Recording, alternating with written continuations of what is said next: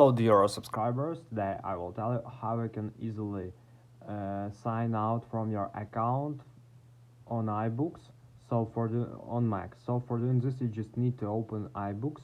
So you can open it in Launchpad, so just find here you can see it.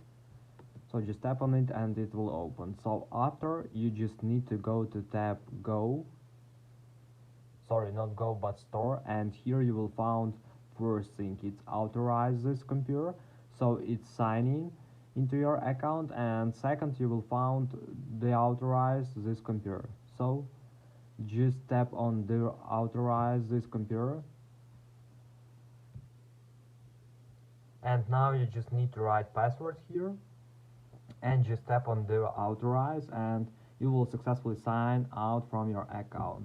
So this is the way how you can do it. So thanks for watching, have a nice day, subscribe to my channel, click like, and goodbye.